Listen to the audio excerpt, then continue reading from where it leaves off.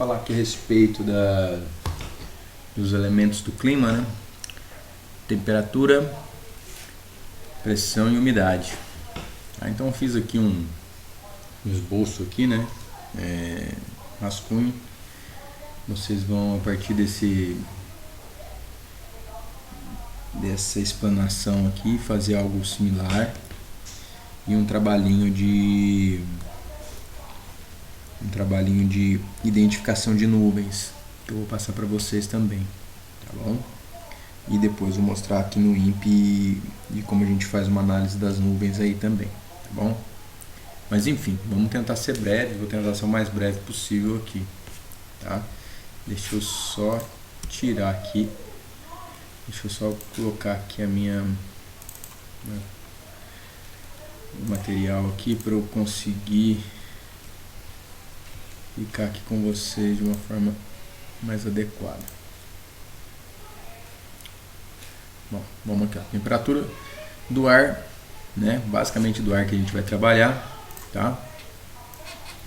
Bom, o que é, né? A gente começa a partir do que? Da temperatura, né? Aliás, do calor, né? O que é o calor, né? Que é a energia dos átomos, né? E esse calor ele depende da massa. Se a gente tem elementos com massas diferentes, provavelmente a gente vai ter ali a necessidade de maior ou menor energia para aumentar esse calor, né? A gente vai ver isso, por exemplo, na diferença entre o oceano e o continente, tá? Mas o que mede esse calor? O que mede o calor é o que? É a temperatura. E a gente mede de que forma? Em graus Celsius. Existem outras unidades de medidas, tudo bem?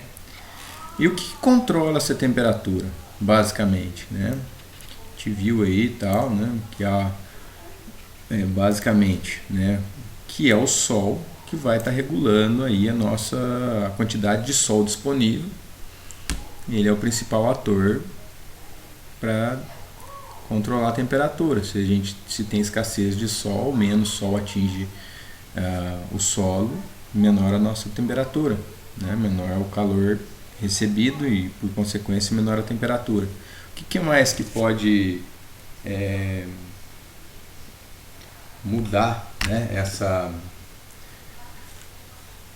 Controlar essa temperatura? Os oceanos, tá? Como a gente está perto de um corpo hídrico, por exemplo, a gente tem uma diferença de temperatura, por exemplo, deserto, né? Você vai ter uma configuração ali da temperatura totalmente diferente de uma beira-mar, por exemplo, né? A altitude, a gente todo mundo já tem uma certa ideia disso, né? Conforme a gente vai ganhando altitude, a gente vai ficando mais frio, né? Aqui, o deslocamento das massas de ar que vão provocar também alterações na temperatura, tá? Então, radiação, as correntes marítimas, oceanos, vamos falar assim, a mudança de altitude e o deslocamento das massas de ar vão provocar alterações na temperatura, ok? É importante a gente entender, né, que o aquecimento diferencial da terra e da água, ou seja, a gente tem uma característica diferente do solo, né, da água, e do solo, tá, da terra, dos continentes. Então a água, ela é o que? É móvel, né? Então já fica mais difícil de ficar aquecendo, tá?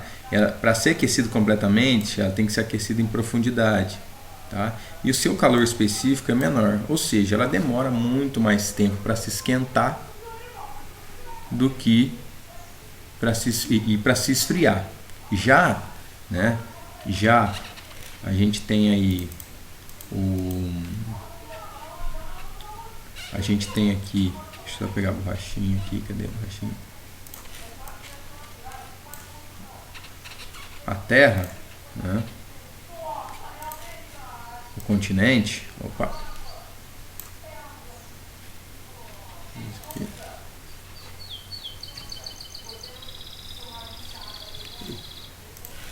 Então, né, o continente ele vai ter aqui suas características diferentes. Ele é estático, né, ele aquece superficialmente, né, e tem um calor específico menor, ou seja, eu preciso de menos energia, né, menos energia cinética aqui dos átomos, né, para aquecer. Então isso fica muito nítido, por exemplo, quando a gente vai para a praia, quando a gente chega por volta das 3 horas da tarde, a areia está pelando, queimando o pé, e quando você entra na água, a água está totalmente fria.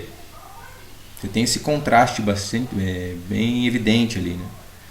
Ao ponto que quando chega à noite, por volta das 8 horas, 9 horas da noite, você tem a água do oceano quente, ao ponto que a terra, a areia está fria, né? E é isso que explica também as amplitudes térmicas que a gente tem nos desertos, né? Os desertos fazem um calor terrível por volta do meio-dia até as 3 horas da tarde. E depois, quando chega ali às 3 horas da manhã, 5 horas da manhã, faz um frio absurdo, né? Então é isso. Então é isso que também que a gente está falando, dependendo da massa, né? Seu calor específico, tá? Então essas características desses dois elementos, quando a gente fala, né, na Terra como um todo, do clima como um todo, a gente está falando de um planeta que é 70% de água e 30% de continente. E onde tem mais água, vai ter uma regulação do clima diferente de onde você tem mais continente, tá bom?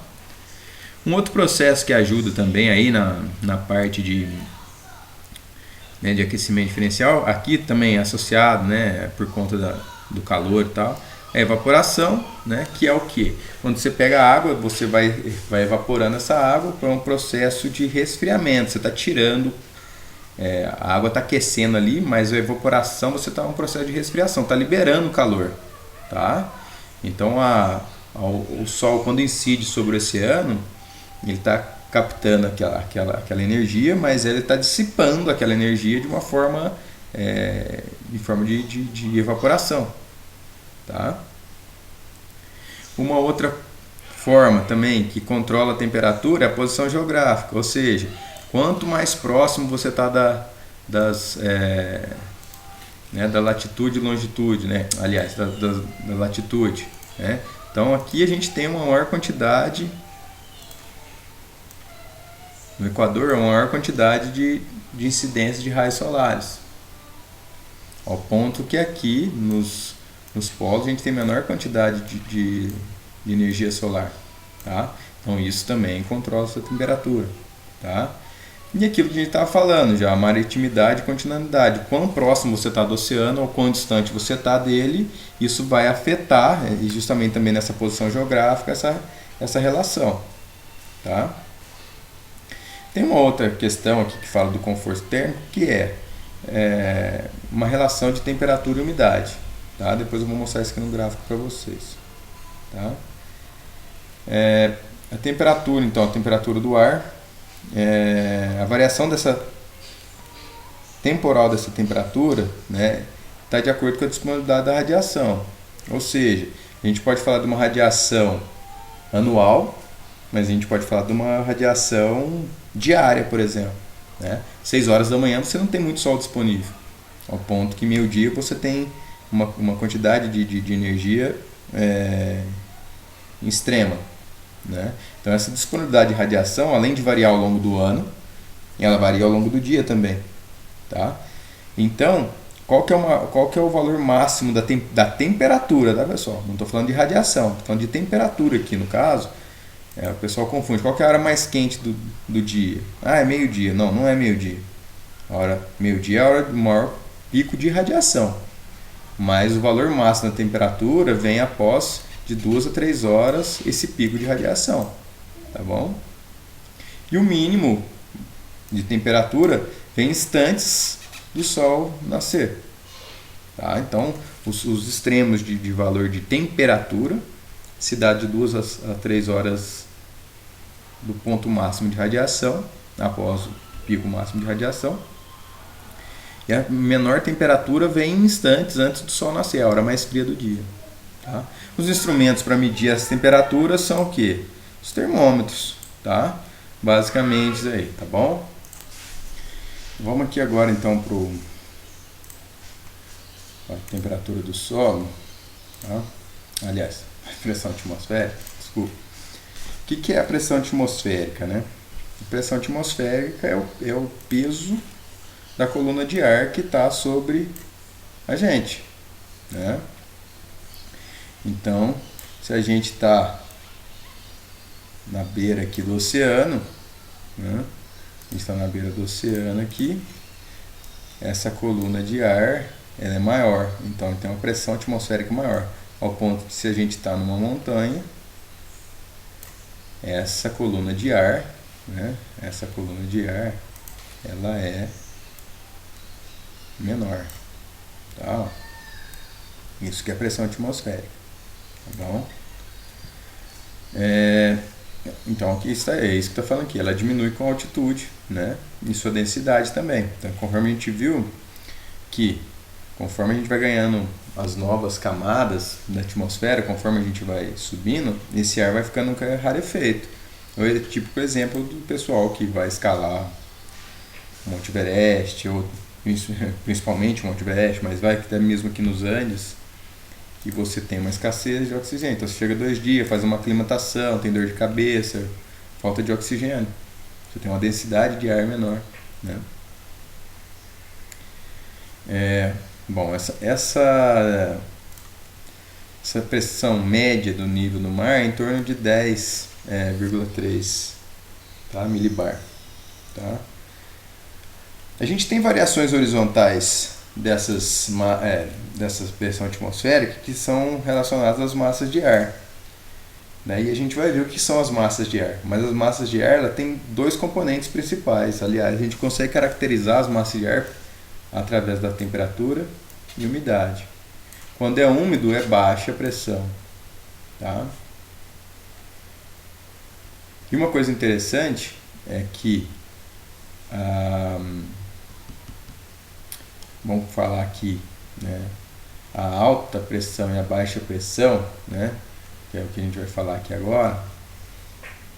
A água, né, assim, a umidade, ela tem menos, vamos dizer assim, uma menor pressão, tá? Menos quilograma por mol, tá?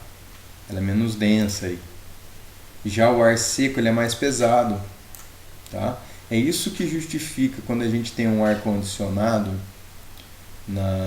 em casa, o que ele faz? O ar condicionado ele desce o ar pesado, chega, e aí nesse momento faz o que? O ar quente subir. E aqui a gente provoca uma circulação. Esse conceito é extremamente importante, porque é assim que vai funcionar tudo, tá? Que a gente vai falar lá na frente. Uma célula de circulação atmosférica. É isso aqui, ó. Tá? Chega aqui, né? Aqui desce o ar frio, em contato com o solo ele vai se esquentando. Quando se esquenta, ele se torna mais leve. Ao se tornar mais leve, ele sobe. Quando ganha altitude, ele vai se resfriando. E ao se resfriar, ele fica mais pesado. E assim sucessivamente, eternamente. Isso aqui é como se fosse o radiador aí do planeta. Essa troca de energia, esse equilíbrio, tá bom? Mas é importante a gente pensar isso. Então a gente vai ter essa característica aqui, ó, de alta pressão. O que é alta pressão? É esse ambiente aqui, ó. Ele desce e chega aqui, ele diverge. Ao descer, ele tem que divergir, tá? Ao ponto que, conforme vai pegando a temperatura do solo, ele vai ganhando altitude e depois vai resfriando, conforme eu falei. E assim vai fazendo esses ciclos eternos aqui, tá bom? Em diferentes escalas, microescalas e escalas globais, que a gente vai ver mais adiante. Mas esse movimento específico que eu estou mostrando para vocês é o movimento de divergência, alta pressão, tá? O que acontece? Olha que interessante. Esse ar é um ar mais quente, provavelmente um ar mais úmido. Se ele é mais quente, provavelmente mais radiação. Mais úmido, então a umidade sobe junto. Quando essa umidade ganha altitude, ela fica... formam-se as nuvens, né? E aí, quando ganha altitude, todo aquele vapor se condensa e cai em forma de precipitação. E quando ele precipita, ele perde temperatura. E ao perder temperatura, ele vai ficando mais pesado, frio e pesado, e desce. Olha que interessante. E é assim que funciona. Chega que ele está tão frio, ele vai capturando essa temperatura do solo. E a partir disso ele vai subindo, evaporando, chega a um determinado limite que aquele vapor se condensa, se formam-se as nuvens. Chega uma hora que esse fluxo de ar é diminuído, final de tarde e tudo mais. Vamos pegar chuvas de verão, né? Vai se interrompendo esse fluxo, final da tarde, e aqui está totalmente já aquelas nuvens carregadas. Isso aqui despeja de uma forma intensa, tá? É assim que faz a chuva de verão. Ela parte desse conceito, desse princípio, tá? Então aqui a gente tem dois movimentos, tá bom? O de divergência, que é esse, que ele chega e bate no solo e diverge, tá? E o de convergência, que é o oposto, tá? Que é a baixa pressão, tá? Então baixa pressão é úmido, quente, tá? Baixa pressão, úmido, quente. Ele vai, se ele é úmido, se ele é quente, ele tende a subir. Tá? Então e aí é um movimento de que? Convergência, os ventos convergem e fazem a ascensão. Tá bom? A divergência é o movimento oposto. Então já é alta pressão, eles descem e divergem. São um ar mais pesado e seco. Tá bom? Bom, a gente tem uma variação diária da pressão, tá? A gente tem os movimentos das marés aí também, que oscilam entre 2 máximos e 2 mínimos, às 10 e às 10 horas da manhã e 10 horas da noite, e entre 2 mínimos e às 4 e 16. Então, 4 vezes por dia essa pressão muda por conta das marés, tá? É a oscilação das próprias marés, tá? Isso de acordo com a atração gravitacional, mais a rotação, tá bom? A rotação da Terra. E o que faz as marés cheias, né, de maior intensidade, as marés, vamos falar mais evidentes, vamos falar assim, essas máximas, ela vai acontecer sempre, tá? Só que ela tem sua amplitude ainda maior quando nas marés vivas, né? O que é isso? É quando o Sol e a Luz são alinhados, tá? Então, ou seja, quando é lua cheia e lua nova. Aí você vai ter a amplitude maior desse movimento, de a pressão gravitacional da Lua alinhada com a Terra vai fazer uma pressão no oceano, né, e ele vai se deslocar, a água se desloca com maior intensidade. Quando a gente tem as luas minguante e crescente, são marés que chamam as marés mortas, que tem uma amplitude menor, porque a Lua não está alinhada completamente com o Sol. Então você tem uma menor pressão, vamos falar assim, tá? Essas altas e baixas pressões, isso que a gente estava falando aqui, né?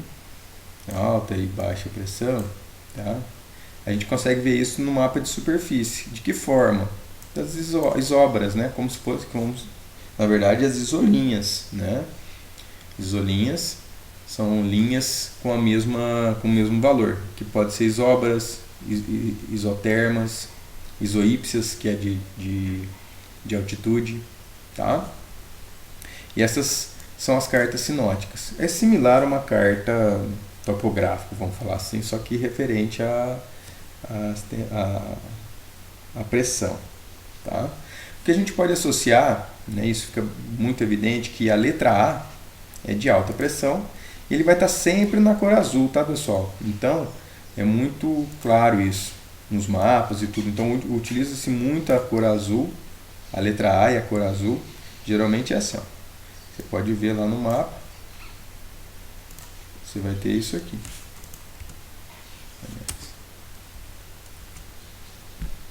Tá? Fazer um negócio melhorzinho aqui. É isso. E baixa pressão você vai ter o quê? Opa. Baixa pressão você vai ter o quê? Então vai estar no mapa lá do Brasil, você vai ter os centros de alta e baixa pressão identificados dessa forma aqui. E as isóbaras lá no meio, contornando aqui e tudo mais. Tá? Depois a gente mostra isso para vocês. E como que se mede, né, essa pressão? Com barômetro. Tá? Então aqui a gente tem aqui, ó, voltando aqui, né?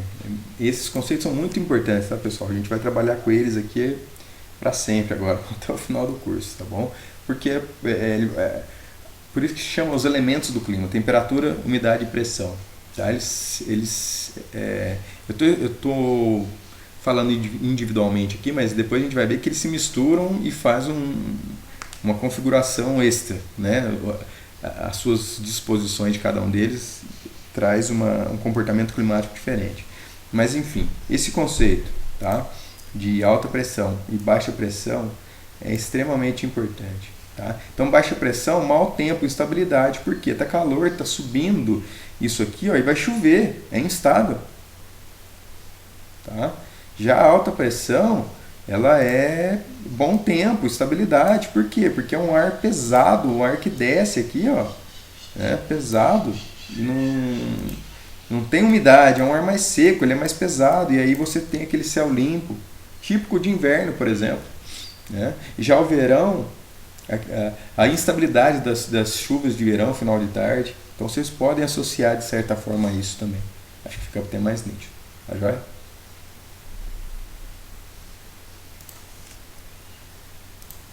Bom, passando aqui para a umidade do ar, tá? O que é a umidade do ar? É a água na atmosfera, tá bom? E essa água na atmosfera vai trazer os processos físicos naturais, né? Através da fase sólida, líquida e gasosa. Então, através dessas fases, ele vai permitir aqui o quê? O transporte e distribuição do calor, né? O ciclo hidrológico. Então, por exemplo, a chuva só acontece por conta do calor, né? Ela que faz a radiação que faz evaporar, tá, a água, e a partir disso movimenta. Tá? Bom, a água atmosfera absorve a radiação de ondas mais longas.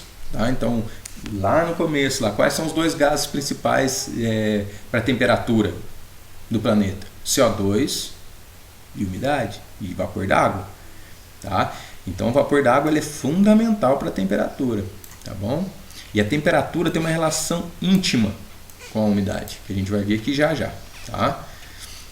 Esses processos de evaporação e evapotranspiração, que é o consumo de energia, tá? Então está evaporando, ele está tirando aquela energia e resfriando, né? Igual o nosso suor, né? A gente vai ali, você está tranquilo, começa a correr, você começa a transpirar. Por quê?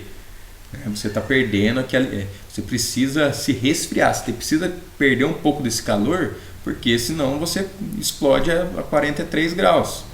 Você tem a temperatura do homem a 36 graus.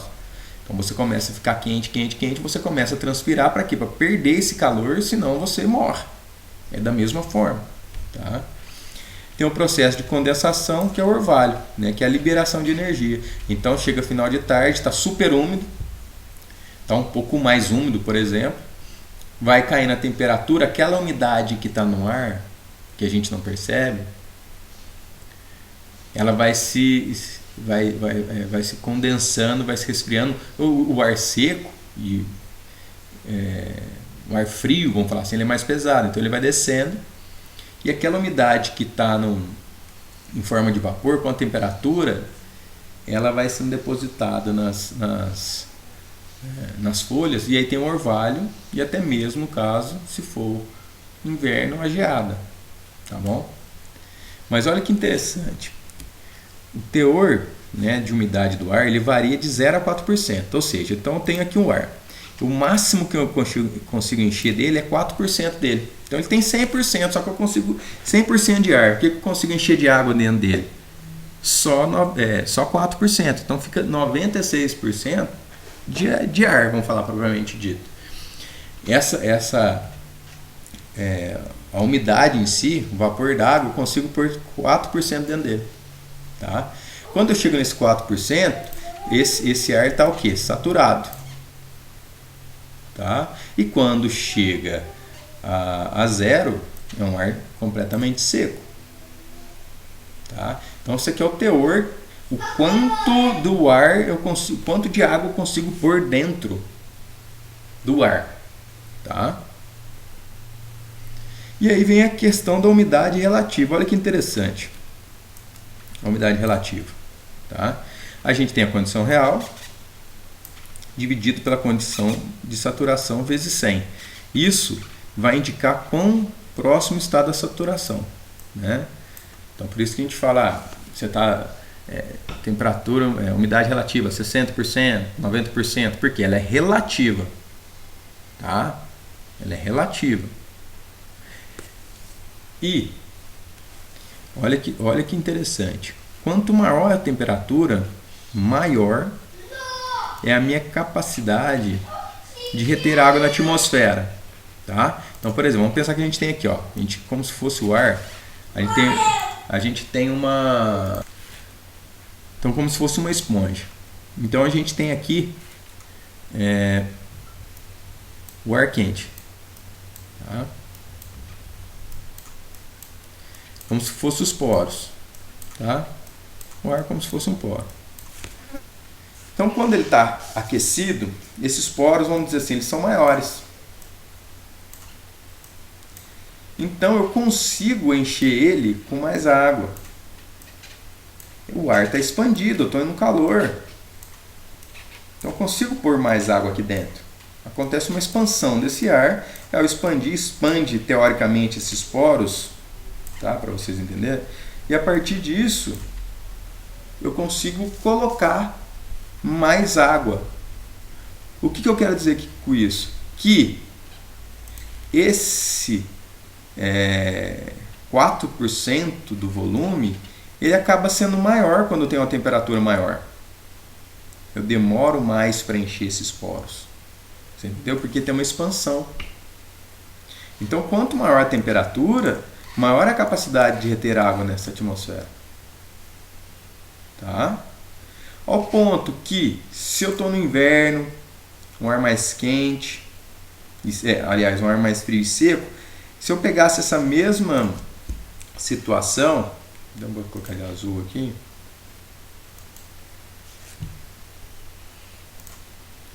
se eu pegar essa mesma situação, é como se o ar ficasse um pouco mais comprimido, ou seja, os poros ficam menores. E eu não consigo. O ponto de saturação dele, eu vou conseguir encher ele com 4%, só que vai ser menos. Vai ser menor meu volume de água. Por quê? Ele vai chegar, aqui é 4% e aqui é 4%, só que aqui eu encho mais facilmente esses 4%. Por quê? É menor os meus poros. Esse ar está um pouco mais comprimido, ele não está dilatado, então cabe menos. Então o ponto de saturação dele é menor. Então eu posso ter duas umidades relativas, por exemplo, uma no verão de 60% e uma no inverno de 60%. As duas a 60%, umidade relativa de 60%, mas eu posso ter certeza que a umidade relativa de 60% no verão, no calor, eu tenho uma maior quantidade de água disponível que no inverno. Tá certo? Por isso que no inverno que acaba sendo o grande problema. O pessoal no verão nem fala de umidade relativa. Nem fala. Né? Aí começa a falar de umidade relativa quando? No inverno. Por quê? O ponto de saturação ele é atingido mais facilmente, porque preciso de pouca água para estar ali. Né? E outro, eu tenho pouca água disponível. Né? Então, além de no inverno eu ter uma situação de estiagem com menos chuva, eu consegui, às vezes eu posso ter um grau, uma umidade relativa de 90%, que já é pouco, 80% que já é pouco, né? E você cai para 50, 40, é extremamente baixo, tá?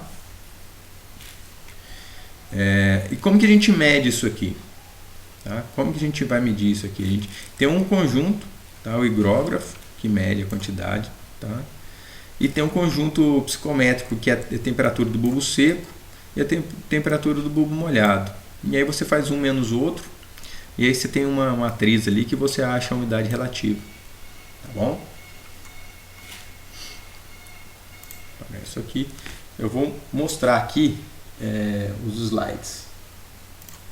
Então, pessoal, aqui para a gente continuar, aqui, né, a gente tem aqui a disposição da relação, né, de terras do hemisfério norte e do hemisfério sul. Então, o hemisfério sul tem 30% de terra e o hemisfério norte 70%.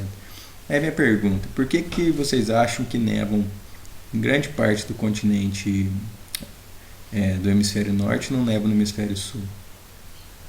Justamente por isso, porque aqui a gente tem uma quantidade muito maior, né? 70% das terras estão aqui, né?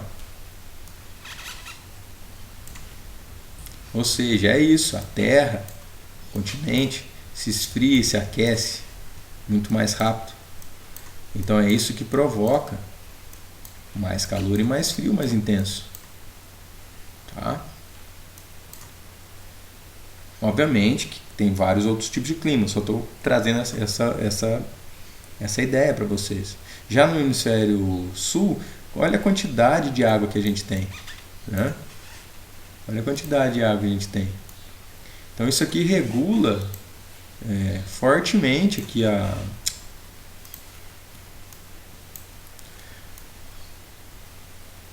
o clima, tá?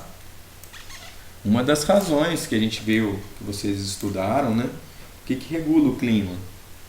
É o sol e o mar, né? Então, por isso que aqui a gente tem poucas situações de neva. Neva onde? Neva nos Andes, que a gente tem uma região de montanha. Neva na Santa Catarina aqui, né? Na verdade, Rio Grande do Sul. Por conta de quê? Por causa de uma montanha e uma massa de ar fria, que acaba entrando junto da umidade, né? Onde mais? Aqui, onde neva mais? E aqui? Agora aqui, né? Porque a gente tem mesma latitude aqui, ó. A gente tem lugares que tem mesma latitude. Obviamente que é muito mais por conta desse calor específico do continente, de ter uma amplitude muito maior, que provoca isso, tá joia? Então o que mais que a gente tem aqui? Então a variação da amplitude média anual da temperatura com a latitude. Então a gente tem uma latitude de 30, tá? Bem próximo a nós, a gente tem em torno de 25, tá? 23. Então aqui, a latitude 30 no hemisfério norte, quanto que eu tenho? 13. Tá? Amplitude térmica, pessoal. Amplitude térmica. O quanto ele sobe e quanto ele desce. Então aqui eu vou de 0 para 13 e 13 para 0. Aqui no hemisfério norte, teoricamente, eu vou de 0 para 7, 7. Metade. Então quanto aqui vai 10, aqui a gente vai 5. Por conta de que essa amplitude menor? Por conta dos continentes. Menor por conta de quê? Por conta dos oceanos. Tá? Então isso tem que ficar bastante evidente aí para vocês, tá bom? Bom, vamos seguir aqui. Opa.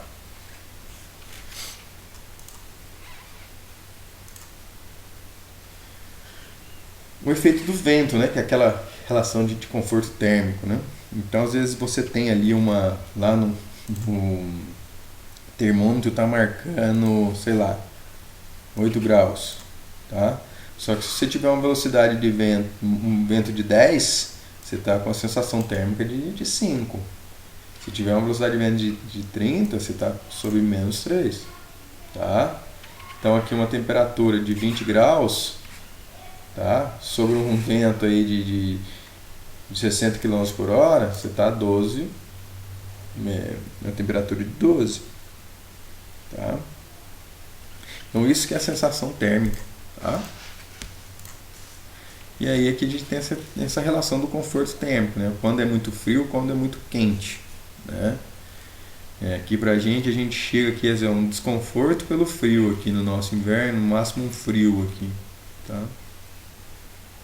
Nosso inverno, nosso verão aí, no máximo, sei lá, um desconforto pelo calor aí, né? Não chega a ser muito mais do que isso, mas enfim, é uma referência. Novamente aqui. Aqui é a relação, né, como eu disse, da pressão atmosférica, não tem muito o que falar. O mais importante é isso, né, esse movimento de alta pressão, que é um movimento de descendência desse ar, né, de divergência, o ar diverge ao ponto que a gente tem aqui a baixa pressão, que é a convergência, o vento converge para um único centro, tá? Deixa eu colocar um negócio aqui que pode explicar mais um negocinho aqui que pode ser bastante interessante aqui para vocês. O que é? Cadê meu...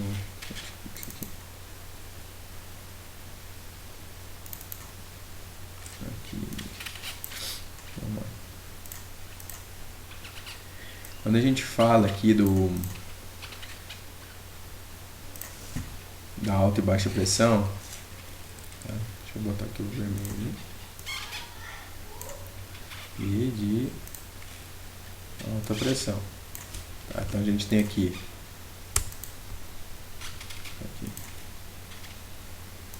baixa pressão e aqui a alta pressão. Bom, o que é o movimento de baixa pressão? Tá? É um movimento convergente. Então, esse ar, ele converge para onde? Tá? Para o centro. Ele tem uma rotação, dependendo do hemisfério. Depois a gente vai ver isso com calma. Já a alta pressão é o que? Divergente. Então ele faz isso. Ó.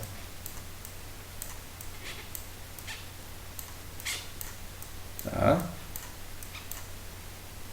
Tenha isso em mente. Tá bom? Depois a gente vai detalhando. E, como eu disse, isso aqui a gente vai usar durante muito tempo. Esse conceito, esse entendimento, ele é fundamental. A gente vai voltar, vai explicar. Na verdade, assim, eu vou precisar desse conceito bem sólido na cabeça suas, porque as coisas vão começar a se misturar e para a gente analisar o clima, a gente tem que ter um entendimento desses conceitos, né? Então, por isso que eu falo que é bastante importante. Tá? Aqui são as cartas sinóticas, né? Então, a gente tem o Brasil aqui, por exemplo, e aquele alta e baixa pressão que a gente estava falando, né? Então, por exemplo, aqui, isso aqui é de quando? Está sem a data aqui. Mas, enfim, às vezes, as isóbaras, tá vendo? Eles têm aqui, ó, aqui é uma alta pressão com 1034, tá? 1032, 1028, né? Então, isso aqui é um centro de alta pressão. Aqui é um centro de baixa pressão. Então, olha lá. 994, 996, 1000, 1004, 1008, 1012, tá? E isso vai estar distribuído em todo o globo, aqui no caso aqui bem no centro do país aqui, né? Ó, uma baixa pressão nessa data, uma outra baixa pressão, tudo bem?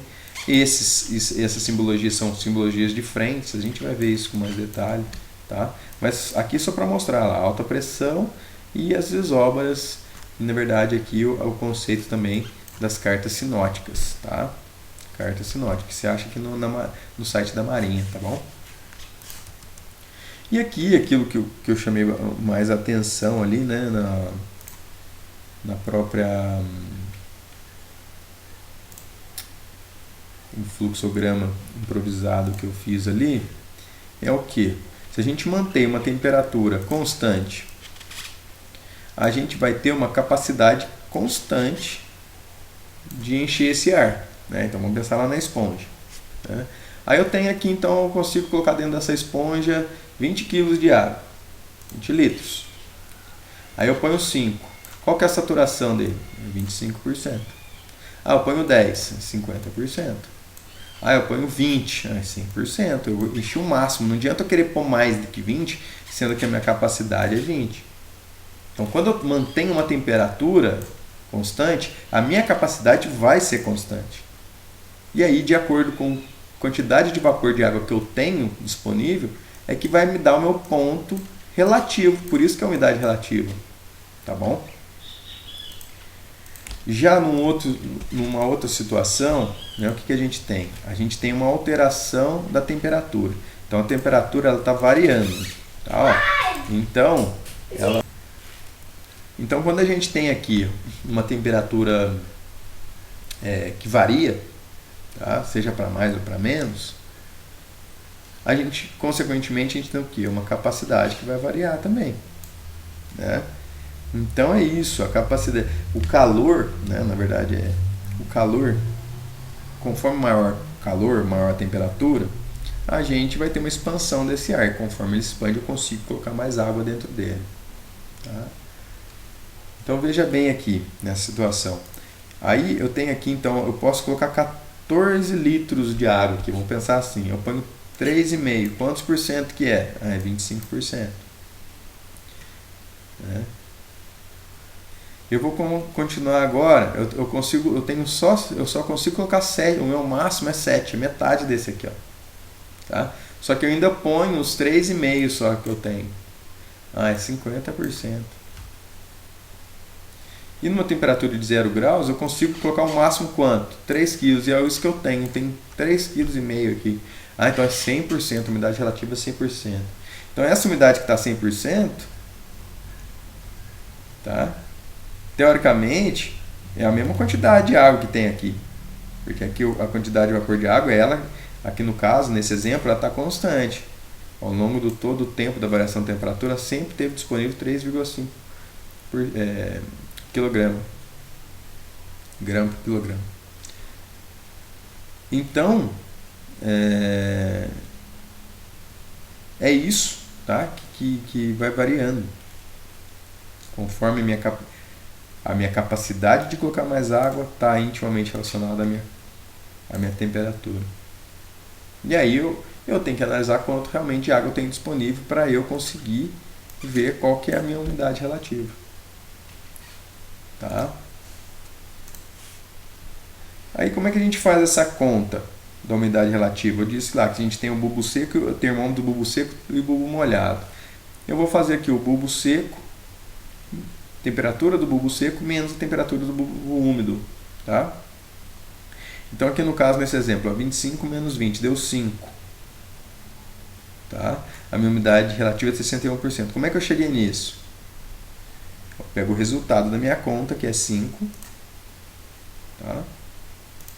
Que é 5. Eu venho aqui na tabela, aqui na diferença, ó, 5. E vejo qual que é a minha umidade e qual que é a temperatura do meu bulbo seco. É 25. 25 está aqui. Então, quando eu cruzo 25 com 5, qual que é a minha umidade relativa? Aqui no caso, 61. Né? Vamos pegar outro exemplo aqui. Ó. Em vez de ser, vamos colocar 21 e 20. Vou fazer um exemplo aqui agora.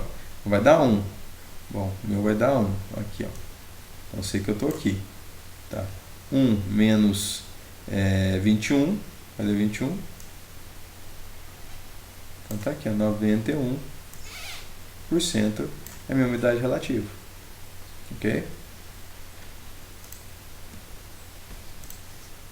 Aqui existe uma outra forma também de fazer isso, que a gente tem aqui a temperatura do bulbo seco e a temperatura do bulbo úmido. Tá? Então, ó, tem a temperatura do bulbo seco é 25. Então, pego aqui 25, ó, tá vendo? Ó, temperatura do bulbo 25. Eu faço essa reta aqui, ó, vamos pegar aqui, ó, fazer aqui, ó, tá? Geral. E pego o bulbo úmido, que é 20. Tá vendo? 0, 5, 10, 15, 20, 25, 30, 20. Pego aqui o 20 e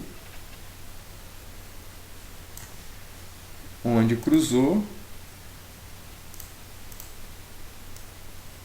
é onde está a minha umidade. Onde que está escrito minha umidade? Aqui, ó. Tá vendo? Ó? 10, 20, 30, 40, 50, 60, 70, 80, 90. 50, em torno de 50 e 60. Ó.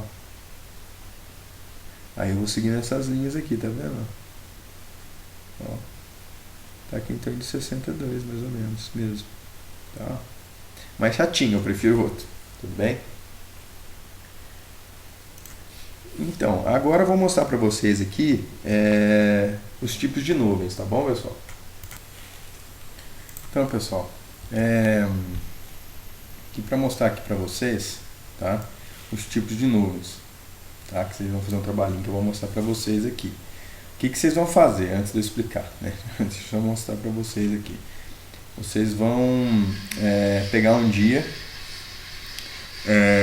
qualquer aí, nessa semana, vão em um determinado local, pode ser do lado da sua casa, né?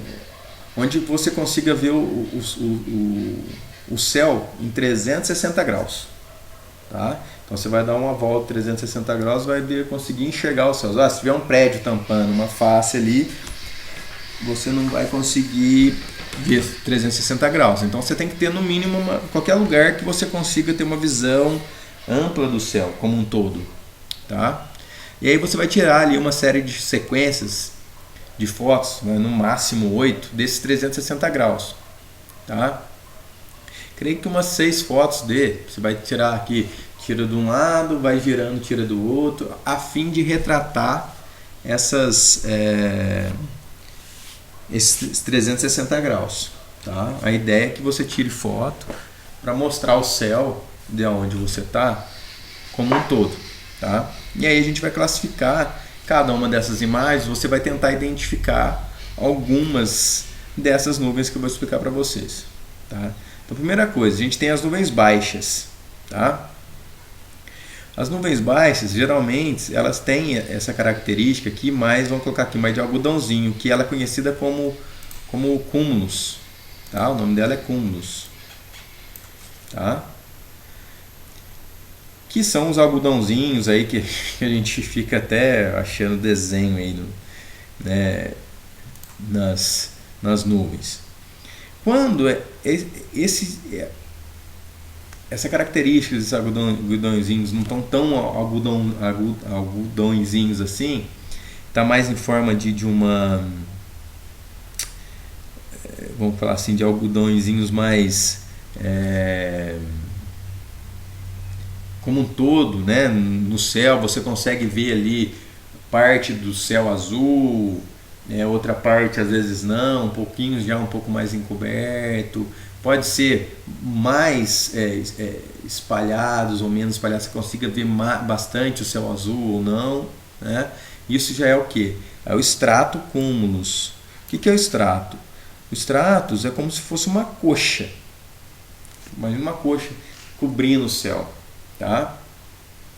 Então o estrato geralmente é aquele tempo nublado mesmo, tá?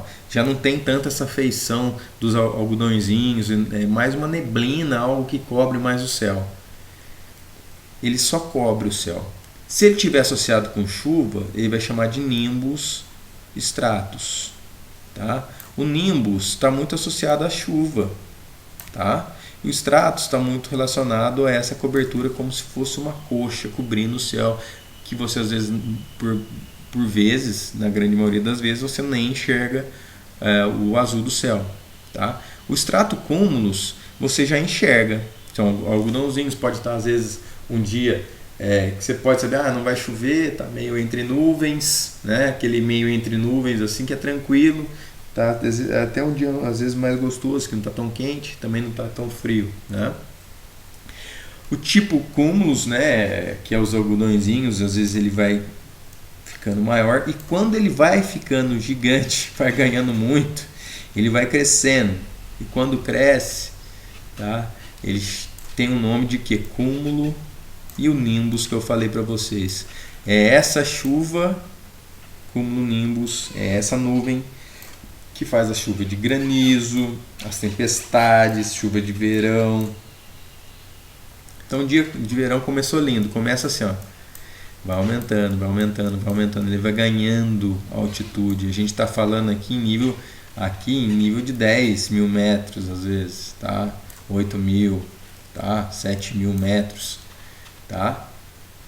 Mas ela começa com nuvem baixa e vai ganhando altitude, tudo bem?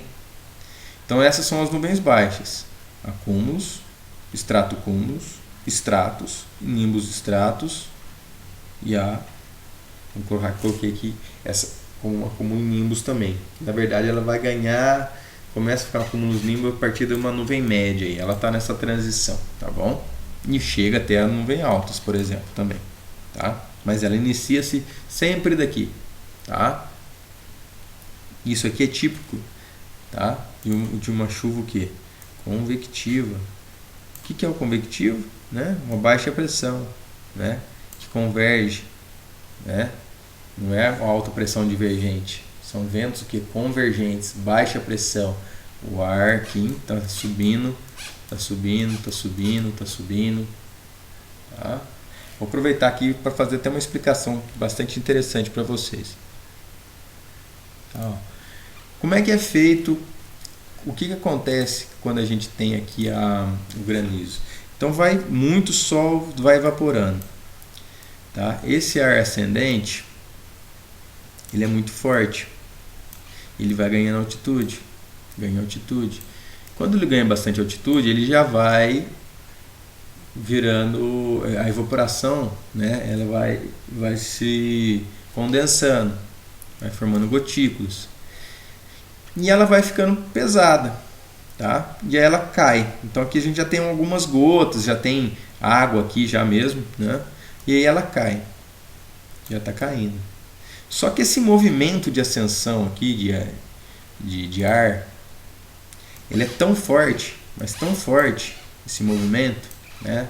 Essa convergência, né? Que a gente estava falando aqui, ó, da chuva convectiva. Ele é tão forte que empurra essa gota novamente para o céu, lá para cima. E aqui já é muito frio, a gente está falando de 7 mil metros, pessoal, tá? 5 mil metros. É bastante frio. É gelo, tá? Quando essa água ela retorna lá para cima, como aqui está frio e ela já está em forma de estado líquido, ela se congela e ela vai se congelando e isso aqui vai segurando, só que chega uma dada hora do dia que esse calor ele vai diminuindo, né? Esse fluxo de ar grande que existia, né? Que tinha aqui meio-dia, 3 horas da tarde, um fluxo contínuo, muito calor, né? Ele começa a ficar o quê? Fraco, começa a enfraquecer. E aqui o volume de água que está aqui em cima, o peso é tão grande que chega uma hora que quando cessa ela vence isso aqui e aí, meu amigo, é pancada caindo do céu, tá? Então é isso que acontece. O granizo, as chuvas fortes, torrenciais, acontecem nesse movimento.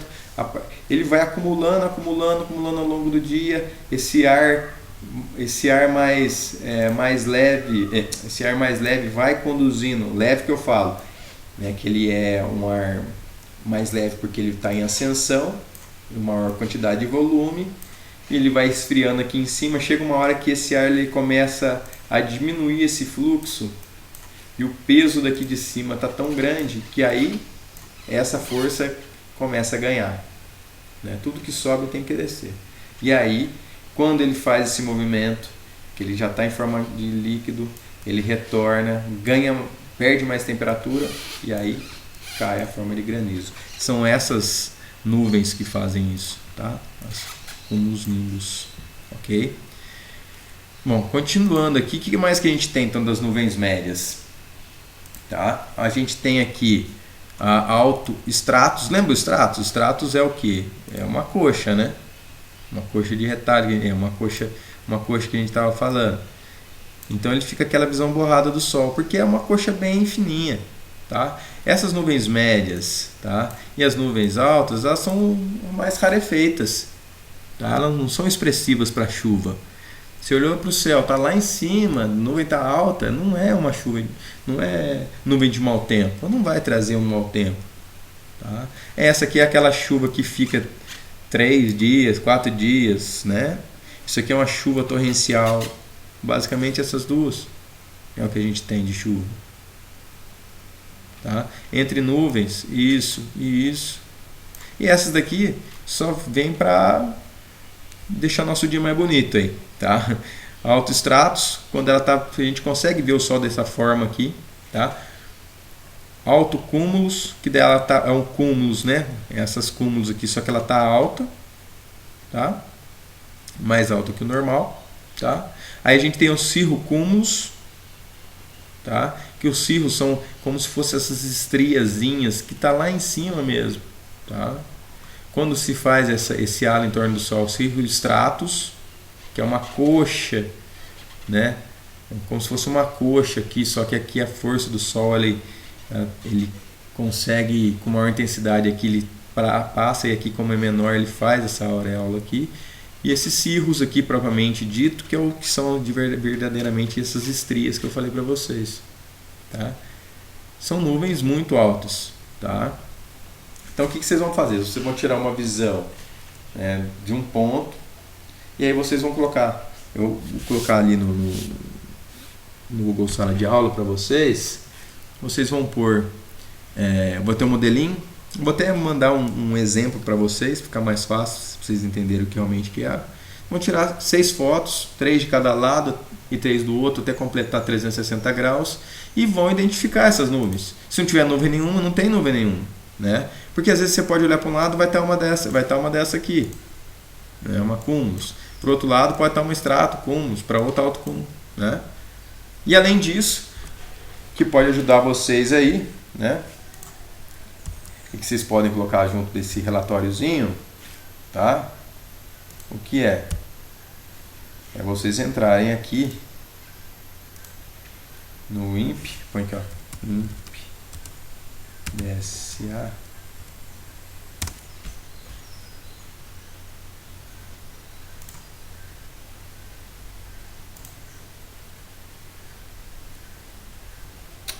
Vem aqui, ó, Sigma, tá?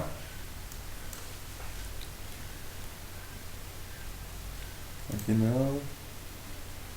Aqui a gente pode pôr aqui, por exemplo, regiões, ó, vamos botar aqui os estados. Ó, já deu o estado aqui, se quiser já dar um zoom aqui perto da gente aqui, né? Perto do Poços de Caldas, ó. Tudo bem, ó. Fica aqui. Deixa mais aqui centralizado. E aqui a gente tem um menu aqui, ó. Tá? Deixa eu centralizar aqui de novo. Poços de Caldas. Tirar esse negócio aqui. Aqui eu tenho classificação de nuvens, olha que legal.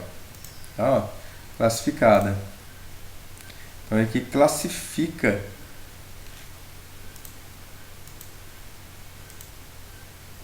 a nossa região. Tá? O Poços de Caldas está por aqui. Né? Então, e aí, o que é isso? Né? A gente põe aqui, ó. A gente tem aqui, ó, multicamadas. Né? São várias camadas sobrepostas. Aqui que eu tenho aqui, tenho mais cúmulos, aqui eu tenho mais estratos, tá? Enfim, é assim que está hoje. A gente tem aqui sistemas convectivos, tá? Vocês podem dar uma fuçada aqui, que é bem legal isso aqui, tá? Você pode tirar como um todo, colocar sistemas convectivos, que é, né, chuva, propriamente dito, ó. Então a gente tem uma chuva forte aqui, ó, tá?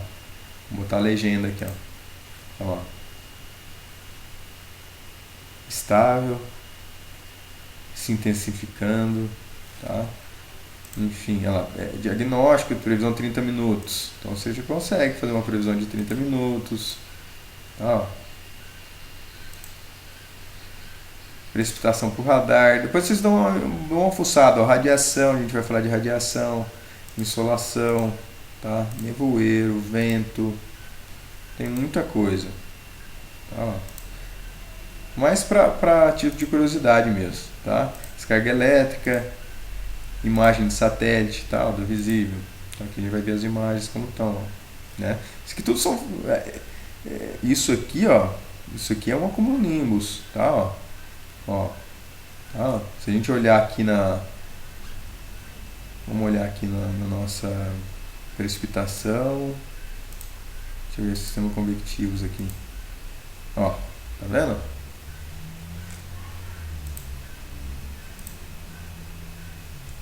Então você consegue dar uma fuçada, sistema visível, infravermelho, né? São formas. Dá uma fuçada, a gente vai depois tudo isso aqui a gente lá na frente, quando for dar aula de sensoramento remoto para vocês, vocês vão entender um pouco melhor também.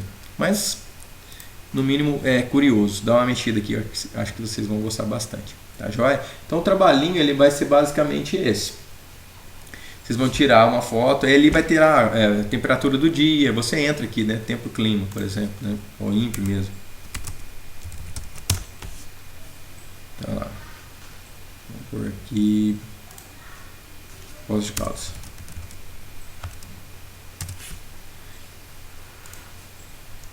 Você vai botar aqui a temperatura, vai botar lá a temperatura máxima, mínima e máxima. Você vai pôr isso aqui no seu relatório, tá? No dia que você pegou, né? Então, por exemplo, sei lá, vamos pegar sexta-feira 13. Né? Você pode pegar isso aqui. Aqui ele fala o que é cada um dos ícones, na verdade, né? Isso aqui. Aqui, ó, você vai pegar aqui a partir. Tem um outro site também que você pode utilizar, que é o Meteo. Eu gosto bastante desse.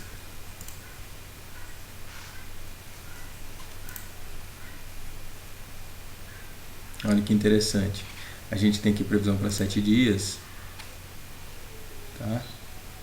E aqui a gente tem um meteograma. Olha que interessante. Olha aqui, ó. Precipitação. Então aqui é a coluna, a quantidade de chuva. Tá? Então isso aqui, por exemplo, para quinta-feira. Tá? Hoje. A temperatura máxima e mínima. Tá? Precipitação. Tá vendo esses cinzinhos aqui, ó? É a altitude, a cobertura de nuvens. Olha que interessante. Né? Então aqui, ó. Por exemplo, amanhã a gente vai ter chuvas, nuvens mais altas aqui, ó, tá, ó. E aqui nuvens mais baixas e a precipitação por volta das 6, depois do meio-dia, tá? Precipitação que vai e volta, tá? Aqui a cor é de 5 a 25%, né? Cobertura, provavelmente cobertura do céu, né? Aqui então 90% provavelmente nessa aqui o céu vai estar completamente coberto, tá? E aqui a gente tem vento, tá? Mas enfim, é mais uma opção aí para vocês fuçarem e tudo mais. Acho que vai ser bastante válido, tá joia, pessoal? Eu fico à disposição aí, vou montar aqui para vocês no Google Sala de Aula e a gente vai conversar, tá joia? Um abraço.